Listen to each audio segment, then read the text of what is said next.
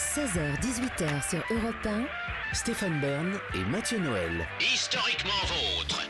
En cette journée internationale des droits de la femme et dans cette émission tout entière dédiée à la cause féministe, il est certain qu'Olivier Pouls doit avoir à cœur de se faire pardonner certaines de ses recettes, disons, un peu trop imagées. Vous avez une texture qui s'épaissit, vous la sortez et elle est prête. Olivier Pouls, aujourd'hui, une recette tout public qui plaît beaucoup aux enfants, mais pas que, le brownie. Le brownie, moi, j'arrive pas. délicieux je sais petit pas comment gâteau. Un brownie, le brownie. Un délicieux gâteau au chocolat et aux noix. Alors, il n'y a aucun doute, le brownie vient des États-Unis. Il a été probablement inventé dans un hôtel de pas de Chicago. Un gâteau là. Quel professionnel, maître de Lons-le-Saunier. Si dans un hôtel, dans un hôtel de Chicago qui s'appelle le Palmer House, mais sa première recette transcrite date de 1896 dans un livre écrit par une femme, Fanny Farmer. Ce livre s'appelle le Boston Cooking School Book. Pourquoi ce livre est-il révolutionnaire dans l'histoire de la cuisine ? C'est la première fois que les Américains cuisinent un truc. Non.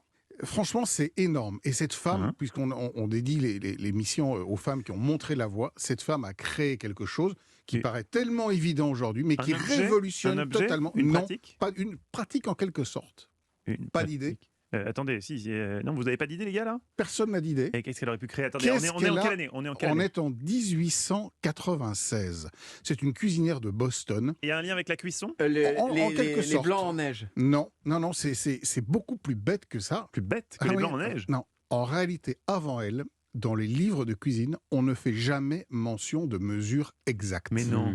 C'est le premier livre, le vrai livre de cuisine. Exactement. On donne toujours des indications. On dit mettez une jolie quantité de beurre. C'est toujours un peu comme ça des fois. Ouais. En pâtisserie, c'est pas possible. Il faut être très précis. Eh ben, c'est pour ça que son livre est révolutionnaire. Elle va introduire la notion de précision dans les livres. Donc, elle donne des températures exactes, parce que sinon on dirait mettez au four pendant 1h30, mais on ne savait pas exactement à quelle température. Et donc, elle introduit la mesure dans le livre de cuisine. Et ça va tout changer, bien évidemment. Et donc cette femme, dont le premier livre en fait est publié à compte d'auteur, parce que franchement son éditeur y croit pas trop, va devenir le plus célèbre de tous les livres de cuisine encore aujourd'hui aux États-Unis. Il en est à sa 17e ou 18e réédition, je crois. Et il va changer la manière dont on va rédiger les livres de cuisine. Livre de cuisine qui existe pratiquement depuis l'époque romaine, puisqu'on attribue le premier livre de cuisine à Apicius il y a 2000 ans. Et c'est elle qui invente le brownie aussi ? Alors, elle ne l'invente pas, en tout cas, elle en publie la première recette. C'est la première qui le réussit, puisqu'avant il faisait n'importe quoi. On a l'impression que le brownie, c'est quelqu'un qui a voulu faire un gâteau au chocolat et qui s'est trompé un peu dans les proportions ou dans le temps de cuisson. Il y a deux théories qui existent là-dessus. Il y en a une, effectivement, où on dit qu'on aurait voulu faire un gâteau au chocolat, mais on aurait oublié la levure. Et donc, forcément, le gâteau ne monte pas et reste un peu compact. Et l'autre théorie, c'est justement celle de l'hôtel dont je vous parlais, où en fait, la femme du patron de l'hôtel aurait demandé un gâteau qui peut se transporter, et donc un gâteau un peu compact. Et ainsi, le cuisinier aurait fait ce gâteau un peu plus dur, un peu plus compact, qui pouvait se transporter plus facilement qu'un gâteau au chocolat classique.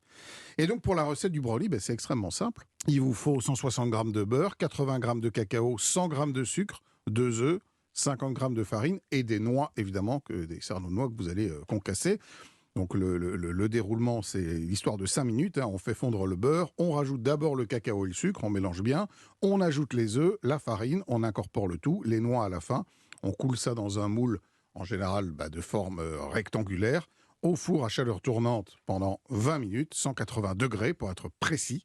Et puis voilà, vous avez donc la recette avec toutes les mesures précises, ce qui n'aurait pas été capable avant l'invention de ce livre. Est-ce que vous connaissez le brookie ? Ah, non. Mais j'ai l'impression que c'est votre spécialité. C'est entre le brownie et le cookie. C'est un mélange brownie-cookie. Vous avez une partie comme ça, cookie, une partie brownie pour le moelleux. C'est fabuleux. Je vous le conseille, mais alors après, c'est détox pendant 3 semaines.